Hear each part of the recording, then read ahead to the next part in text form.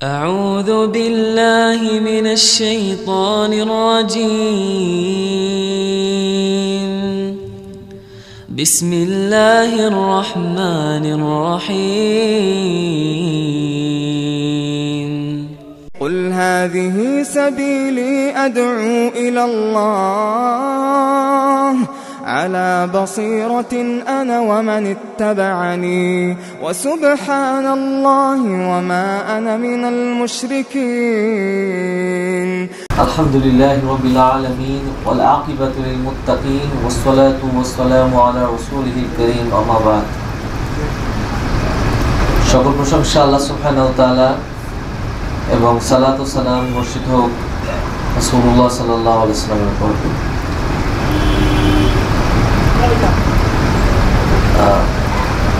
শুরুতে আবু তাহের ভাই একটু বেশি বলে ফেলছেন আমার ব্যাপারে।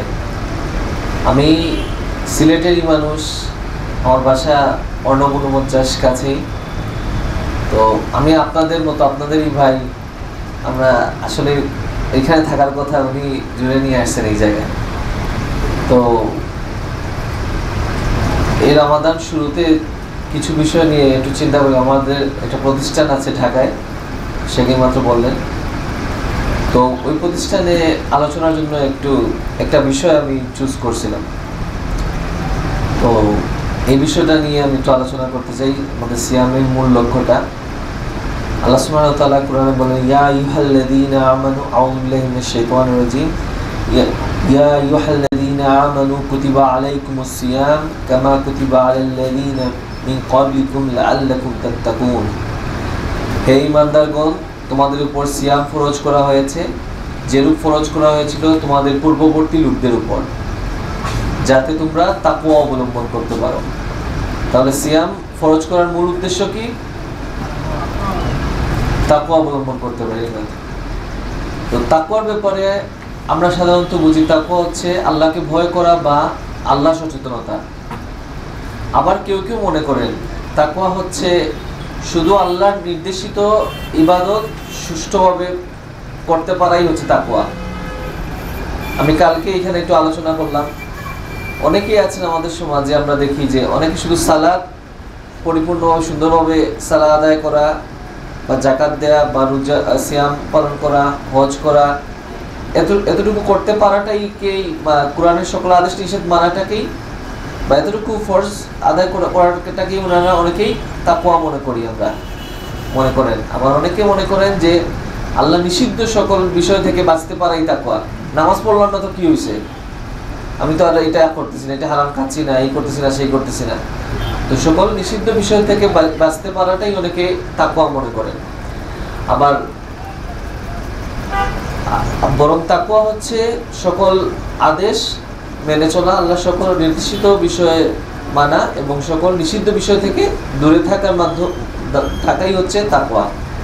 শেখ ইবনে হাজার আসকালানী রাহিমাহুল্লাহ ওনার ফাতুল বারীতে বলেন যে আল্লাহর সকল আদেশ পালন করে সকল নিষিদ্ধ বিষয় থেকে দূরে থাকার মাধ্যমে নিজের এবং আল্লাহর আযাবের মধ্যে একটা পার্থক্য, একটা বাদ সৃষ্টি করাই হচ্ছে তাকওয়া। আমার কথা বুঝতে পারছেন? আল্লাহর সকল আদেশ পালন করে সকল নিষিদ্ধ বিষয় থেকে দূরে থাকার মাধ্যমে নিজের এবং আল্লাহর আযাবের মধ্যে একটা ব্যারিয়ার ক্রিয়েট করা, একটা বাদ সৃষ্টি করাই হচ্ছে তাকওয়া। আলী রাদিয়াল্লাহু আনহু বলেন, চারটি বিষয়ের সমন্বয় হচ্ছে তাকওয়া। এক হচ্ছে সর্ব অবস্থায় আল্লাহ সুবহানাহু ওয়া তাআলাকে ভয় করা, সর্ব অবস্থায় মনে আল্লাহর ভয়টা রাখা। 2 নম্বর পয়েন্ট হচ্ছে আল কোরআনের সকল আদেশ নিষেধ পালন করা, কোরআনের সকল আদেশ নিষেধ পালন করতে পারা। আর 3 নম্বর পয়েন্ট হচ্ছে স্বাভাবিকভাবে আমাদের যে রিজেক আসে, আমরা এক একজন এক এক কাজ করি। কেউ ইলেকট্রিশিয়ান, কেউ রং মিস্ত্রি, কেউ ইঞ্জিনিয়ার, কেউ ডক্টর। স্বাভাবিকভাবে আল্লাহ সুবহানাহু ওয়া তাআলা আমাদেরকে যে তৌফিক দিয়েছেন, কেউ আমরা একটা সামান্য মুদির দোকান নিয়ে বসি, স্বাভাবিকভাবে যেহেতু রিজিকের ব্যবস্থা হয় ওইটাতে সন্তুষ্ট থাকা, ডানে পায়ে হারামের কোনো হাত না বাড়ানো, হারাম পথে কোনো হাত না বাড়ানো, আল্লাহ যে রিজিক দেয় ওইটাতে সন্তুষ্ট থাকা। এবং 4 নম্বর পয়েন্ট হচ্ছে যে আমরা যেহেতু মুসলিম, আমরা মুমিন, আমরা বিশ্বাস করি আমাদের কবরের জিন্দেগি, বারজাখ জিন্দেগি আছে, আমাদের আখিরাতে একটা সুন্দর জিন্দেগি অপেক্ষা করতেছে আমাদের জন্য। আল্লাহ সুবহানাহু ওয়া তাআলা আমাদের ইনশাআল্লাহ জান্নাতে নেবেন। তো এইটার জন্য আমরা ফোকাস থাকা, সব সময় আখিরাতের জন্য কাজ করে যাওয়া, আখিরাত ফোকাস জীবন গড়া, জীবনের প্রতিটা ক্ষেত্রে আখিরাতকে চিন্তা করা। এই চারটা বিষয়ের সমন্বয় হচ্ছে তাকওয়া। একবার রাসূল সাল্লাল্লাহু আলাইহি ওয়াসাল্লাম, আবু হুরায়রা রাদিয়াল্লাহু তাআলা আনহু থেকে বর্ণিত, রাসূল সাল্লাল্লাহু আলাইহি ওয়াসাল্লামের কাছে কিছু সাহাবা এসে জিজ্ঞেস করলেন যে জান্নাতি মানুষের বৈশিষ্ট্য কি, কোন কারণে মানুষ জান্নাতে যায়, কি বৈশিষ্ট্য জান্নাতি মানুষদের বৈশিষ্ট্য কি? তখন নবী সাল্লাল্লাহু আলাইহি ওয়াসাল্লাম বলেন তাকওয়াল্লাহি ওয়া হুসনুল খুলুক, যে আল্লাহর ভয়, আল্লাহ ভীতি বা আল্লাহ সচেতনতা এবং উত্তম চরিত্র, এই দুইটা বৈশিষ্ট্যের কারণে মানুষ জান্নাতে যায়। এই দুইটা বৈশিষ্ট্য বললেন নবী সাল্লাল্লাহু আলাইহি ওয়াসাল্লাম। তো মানুষের সাধারণত 3 ধরনের চাহিদা রয়েছে। একটা হচ্ছে মানুষের প্রবৃত্তির চাহিদা, 2 হচ্ছে জৈবিক চাহিদা বা জীবিকার চাহিদা, 3 হচ্ছে মানুষের আপনার এটা হচ্ছে প্রবৃত্তির চাহিদা, এটা হচ্ছে জীবিকার চাহিদা, আর হচ্ছে মানুষের আত্মিক চাহিদা, আত্মার যে প্রশান্তি বা আত্মার যে চাহিদা মানুষের। তো মানুষ প্রকৃতিগতভাবেই মানুষের কুপ্রবৃত্তির দিকে মানুষ আকৃষ্ট হয়, প্রকৃতিগতভাবে মানুষ কুপ্রবৃত্তির দিকে আকৃষ্ট হয়। কিন্তু সিয়াম পালনের এই মাস আমাদেরকে শেখায় যে কীভাবে আমরা তাকওয়া অবলম্বন করব, তাকওয়া অবলম্বনের মাধ্যমে আমরা কুপ্রবৃত্তি থেকে বেঁচে থাকব। সিয়ামের মাধ্যমে মানুষ কুপ্রবৃত্তি থেকে বেঁচে থাকে না। আমরা চাইলেই তো সব কিছু করতে পারি না। আমরা স্বাভাবিকভাবে একটা জিনিস দেখেন, স্বাভাবিকভাবে আল্লাহর এক্সিস্টেন্স এবং আল্লাহ সুবহানাহু ওয়া তাআলার কথা যে সত্যতা বোঝা যায় যে শয়তান রমাদান মাসে কি হয়, শয়তান শিকলে বাঁধা থাকে।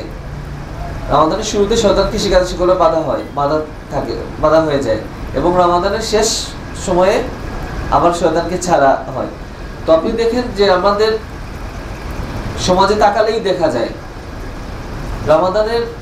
রমাদানের আগে কি অবস্থা ছিল আমাদের সমাজের, যুব সমাজের, আমাদের সব জায়গায় গান চলতেছে, মিউজিক চলতেছে, গালাগালি চলতেছে, সব অনৈতিক কাজকর্ম মানুষ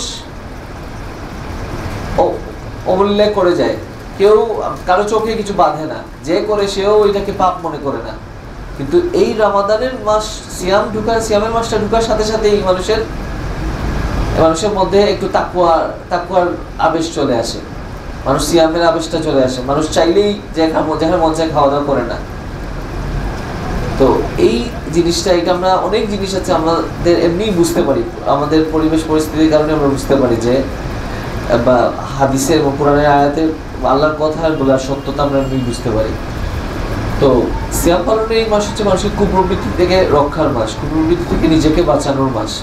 তো তাকওয়া অবলম্বনের মাধ্যমে আমরা কুপ্রবৃত্তি থেকে নিজেকে বাঁচাতে পারি। আর 2 নম্বর পয়েন্ট হচ্ছে জীবিকার চাহিদা, মানুষের 2 নম্বর চাহিদা জীবিকা আল্লাহর পক্ষ থেকে নির্ধারিত। আমরা কিভাবে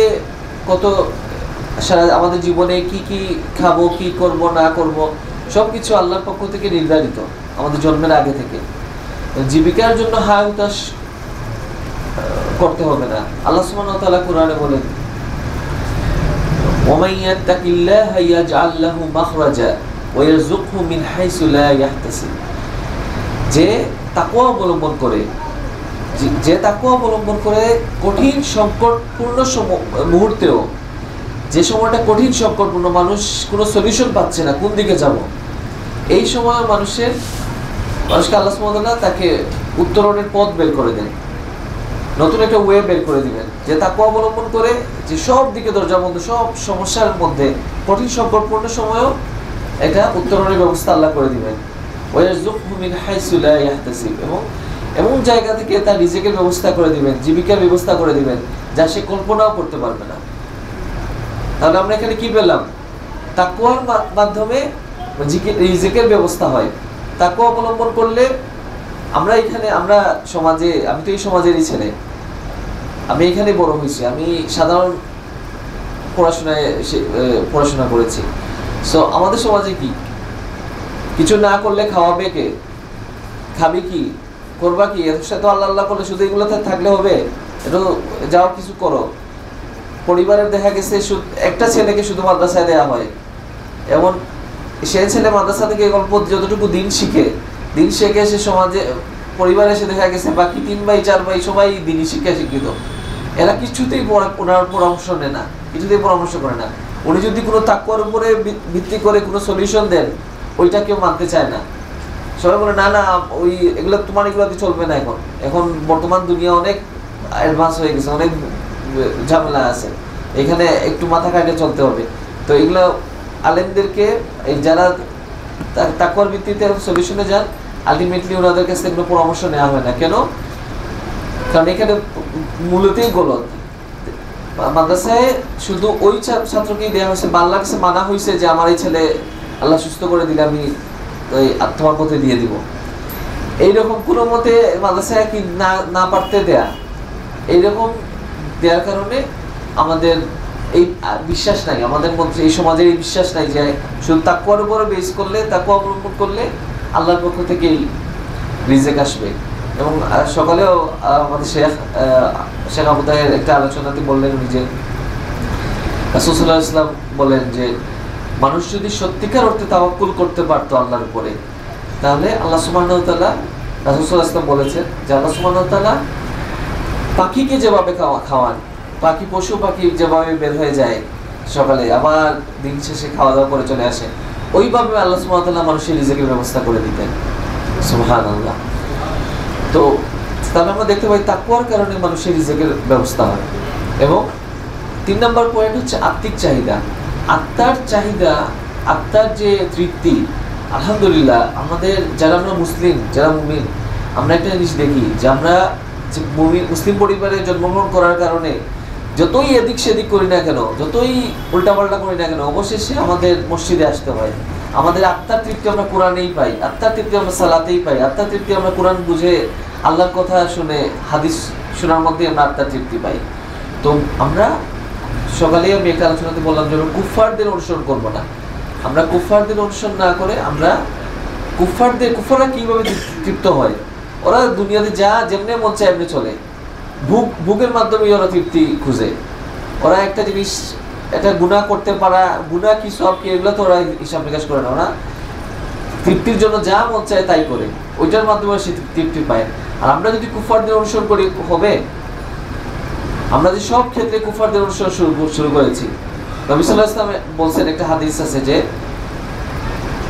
সাপ যেভাবে এই গর্তে প্রবেশ করে, এইরকম এমন সময় আসবে যে আমার উম্মাহ ওদেরকে অনুসরণ করে, ইহুদিদেরকে নাসারাদেরকে অনুসরণ করে ওরা সাপের গর্তে চলে গেলে উম্মাও সাপের গর্তে চলে যাবে। আমরাও মুসলিমরাও সাপের গর্তে ওদেরকে অনুসরণ করে ওদের সাথে চলে যাব। আমরা এই সময়টা চলে আসছে না, আমরা এখন এটা করি না। আমরা সর্ব অবস্থায় সর্বক্ষেত্রে আমরা ওদেরকে অনুসরণ করি। ওরা কি করতেছে, কি ব্র্যান্ড আসছে, কি গাড়ি আসছে, কি মোবাইল আসছে, কি করতেছে, কি জীবনযাপন, কিভাবে চুল কাটছে, কিভাবে কাপড় পরছে, এগুলো সবই আমরা ওদেরকে অনুসরণ করি। তো আমরা আমাদের আত্মার তৃপ্তি হবে, পরিতৃপ্ত হবে আমরা আল্লাহ এবং আল্লাহ রাসূলকে অনুসরণ করতে পারলে এবং সাহাবাদেরকে অনুসরণ করতে পারলে। আল্লাহ সুবহানাহু ওয়া তাআলা কোরআনে বলেন, যারা আল্লাহ এবং শেষ দিবসের আশা রাখে এবং আল্লাহকে অধিক স্মরণ করে, তাদের জন্য নবী সাল্লাল্লাহু আলাইহি ওয়াসাল্লাম, রাসূল সাল্লাল্লাহু আলাইহি ওয়াসাল্লাম হচ্ছেন উত্তম আদর্শ। তাদের জন্য নবী সাল্লাল্লাহু আলাইহি ওয়াসাল্লাম হচ্ছেন উত্তম আদর্শ।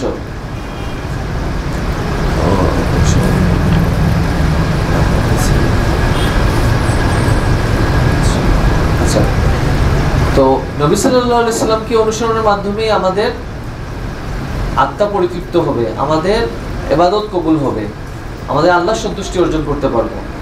তো আমরা দেখি স্বর্ণালী যুগে সাহাবাদের কাউকেই আপনার পাহারা দিতে হয় নাই, ওনাদেরকে পাহারা দিয়ে কিছু করতে হয় নাই, শুধু তাকওয়ার মাধ্যমে ওনারা পরিচালিত হয়েছে, তাকওয়ার মাধ্যমে ওনারা অন্যকে চরম শিখরে পৌঁছাতে পারছেন। তো আমি দুইটা আয়াত বলে শেষ করতেছি। আল্লাহ সুবহানাহু ওয়া তাআলা বলেন, ফাসবির ইন্নাল আকিবাতু লিল মুত্তাকিন, তোমরা ধৈর্য ধারণ করো, নিশ্চয়ই শুভ পরিণাম মুত্তাকিদের জন্য, যারা তাকওয়া অবলম্বন করবে ওনাদের জন্য শুভ পরিণাম। এবং সফলতার ব্যাপারে আল্লাহ সুবহানাহু ওয়া তাআলা বলেন ফামান যুহজিহা আনিন নার, যাকে জাহান্নামের আগুন থেকে রক্ষা করা হলো, ওয়া উদখিলাল জান্নাতা, এবং জান্নাতে দাখিল করা হলো, ফাকাদ ফাজ, সেই সফল হয়ে গেল। ওমাল হায়াতুদ দুনিয়া ইল্লা মাতাউল গুরুর, নিশ্চয়ই দুনিয়ার জীবন ধোঁকা ছাড়া আর কিছুই না। দুনিয়ার সফলতা, দুনিয়ার যা আমরা দেখতেছি সব কিছু ধোঁকা ছাড়া আর কিছুই নয়। মূল সফলতা হচ্ছে আখিরাতের সফলতা, জাহান্নাম থেকে বাঁচতে পারা এবং জান্নাতে প্রবেশ করা। দোয়া করবেন, আমি এখানে শেষ করতেছি। ওয়া আখিরু দাওয়ানা আলহামদুলিল্লাহি রাব্বিল আলামিন।